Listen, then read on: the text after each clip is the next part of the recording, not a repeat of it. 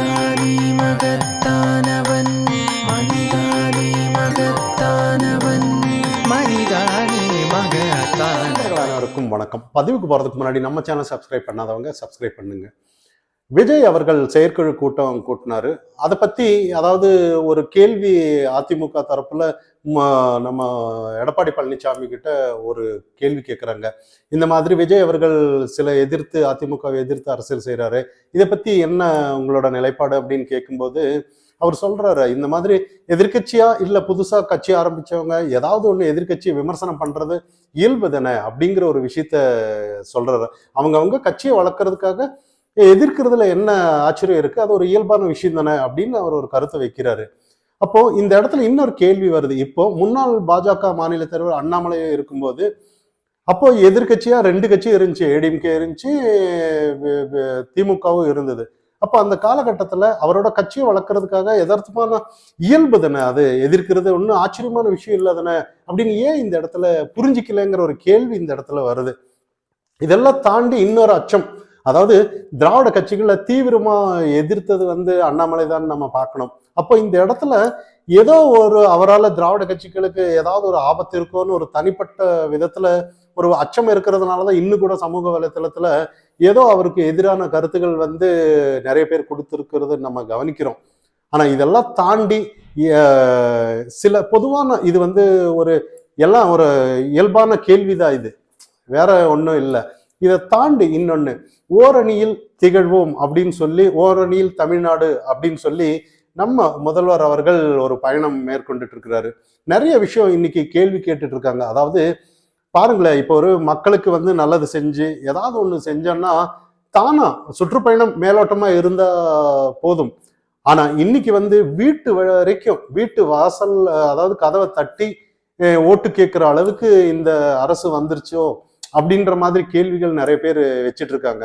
இதை தாண்டி இன்னொரு விஷயம் என்னன்னா, மாநிலம் காக்க மாபெரும் பயணம் அப்படின்னு நம்ம எடப்பாடி பழனிசாமி அவர்கள் ஒரு இப்ப சுற்றுப்பயணம் ஆரம்பிக்க போறாங்க இந்த 7ஆம் தேதி. அப்போ இந்த இடத்துல மாநிலம் காக்க அப்படின்னு சொல்லிட்டாரு.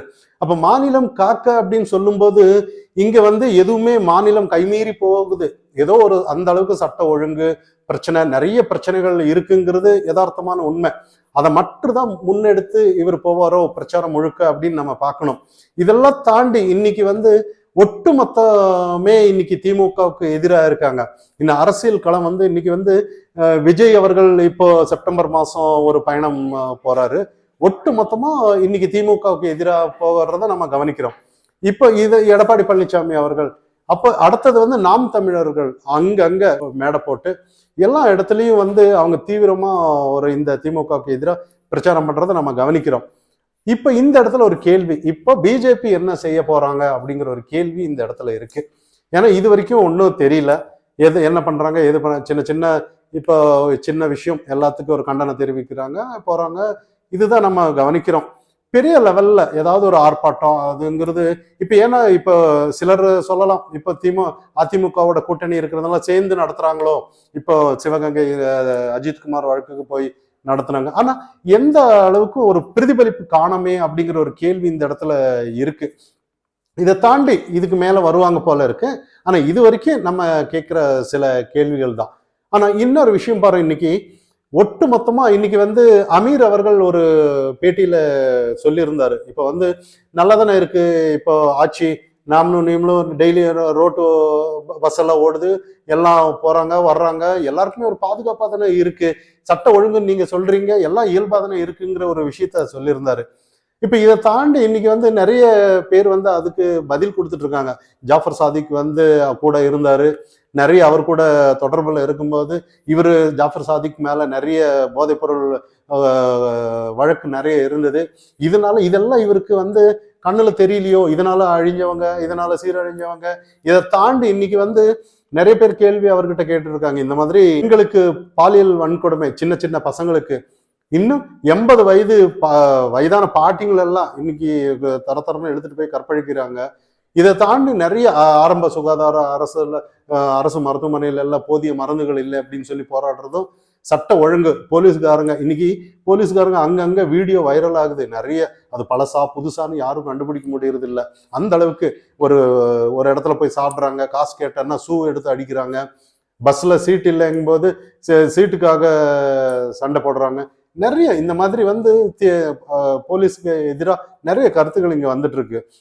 இப்ப இதெல்லாம் கவனிக்கிறாங்களா இல்லையா அப்படின்ற மாதிரி. ஏன்னா இவங்க எல்லாம் திமுக வளர்க்கறதுல அந்த அளவுக்கு முட்டு கொடுக்கறதுல அந்த அளவுக்கு இருக்காங்கன்னு நம்ம கவனிக்கிறோம். அப்ப இது முழுக்க முழுக்க என்னன்னா அடுத்தது திருமாவளவன் அவர்களுக்கு கேட்கிறாங்க இந்த மாதிரி நிறைய பிரச்சனை, அஜித்குமார் வழக்கு, லாக்அப் டெத் நிறைய இருக்குன்னு கேட்கும்போது அவர் சொல்றாரு, நானே பிரதமரா சாரி அவர் ஏன்னா பிரதமர் ஆகணும்னு ஆசைன்னு அவர் சொல்லியிருந்தார் இல்ல ஒரு போராட்டத்துல, அதனால அந்த வார்த்தை வந்துருச்சு. நானே முதல்வர் ஆனாலும் கூட இதை கட்டுப்படுத்த முடியாது, அவங்களோட நடவடிக்கை அப்படிதான் இருந்துட்டு இருக்கு. அதிமுக ஆனாலும் சரி திமுக ஆனாலும் சரி இவங்களோட நடவடிக்கை அப்படிதான் இருக்குன்னு. அப்ப இங்க நிறைய கேள்விகள் வருது. என்னன்னா இவர் திமுக மேல முட்டு கொடுக்கறது வந்து நமக்கு தெரியுது. ஆனா இதை தாண்டி இன்னைக்கு வந்து காவல்துறை யார் கட்டுப்பாட்டுல இருக்கு, அரசாங்கம் யார் கையில இருக்கு, இன்னைக்கு திமுக கையில தானே இருக்கு. இதெல்லாம் தாண்டி ஏன்னா அதெல்லாம் திமுக தான் நடவடிக்கை எடுக்கணும்னு சொல்லி இன்னும் இப்ப வந்து நிறைய விஷயத்த பாருங்க. இன்னைக்கு நிகிதா விஷயத்துல பாருங்க, எல்லா பாஜக கூட ஆதரவாளர் அப்படின்னு ஒரு பொய்யான தகவல், சோப்பு சிந்தில் அவரு வந்து அண்டா அப்படின்னு சொல்றாங்க. அவர் வந்து இந்த மாதிரி பரப்பிட்டு போயிட்டாரு. ஆனா இருந்தாலும் அந்த பதிவை அவர் நீக்கிட்டாரு.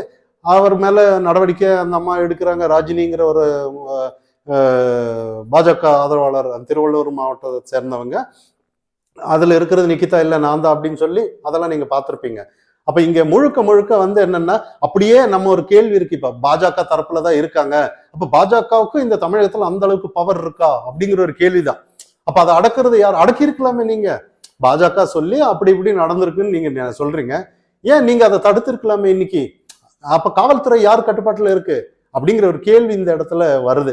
இதெல்லாம் தாண்டி இன்னைக்கு இன்னும் ஒரு 7 மாசம் 8 மாசம் இருக்குன்னா அஜித்குமார் வழக்கு யாருமே அதை விடுறது மாதிரி இல்லை. அவங்க எதிரான இந்த அரசுக்கு எதிரான கேள்விகள் நிறைய வச்சிட்டு இருக்காங்க. அப்ப ஒட்டு மொத்தம் இன்னைக்கு தமிழக 2026 தேர்தல் ஒட்டு மொத்தமா திமுகவோட இந்த 4 ஆண்டு குறைகளை மட்டும்தான் எல்லாருமே பேசப்படுவாங்கன்னு நமக்கு தெரியும்.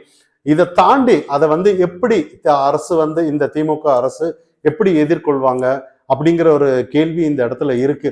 ஏன்னா இன்னைக்கு வந்து நிறைய விஷயம் திமுகவுக்கு நம்ம வந்து பாடம் எடுக்கணும்னு அவசியமே இல்லை. ஏன்னா திமுக அரசியல்ல வந்து கை தேர்ந்தவங்க. இதை முறியடிச்சு அதிமுக எந்த அளவுக்கு அதை வந்து மக்களிடையே கொண்டு போய் சேர்த்துறாங்க.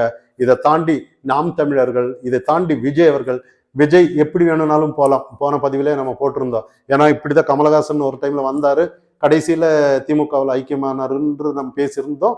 அதே மாதிரி இப்போ விஜய் அவர்கள் என்ன நடக்குன்னு யாருக்கும் தெரியாது.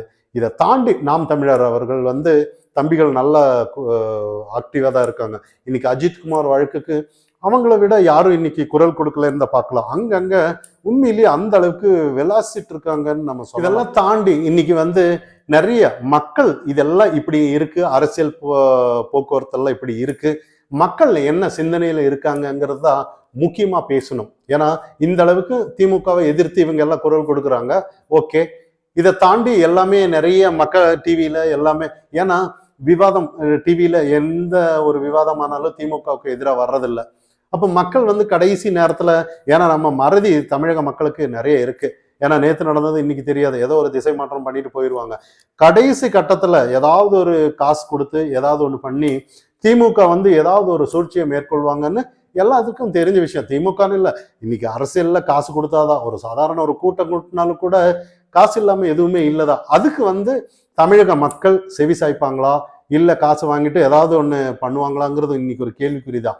இதெல்லாம் தாண்டி ஒரு நல்ல ஆட்சி வரும்னா மக்கள் தான் இன்னைக்கு விழிப்படையணுமே ஒழிய, ஏன்னா இன்னைக்கு வந்து வீடு வீடா போய் இல்ல ஏதாவது மேடை போட்டு திமுக அரசு நல்லது கெட்டதுன்னு சொல்றதுல எந்த ஒரு மாற்றமும் வராது. மக்களா புரிஞ்சுக்கணும்.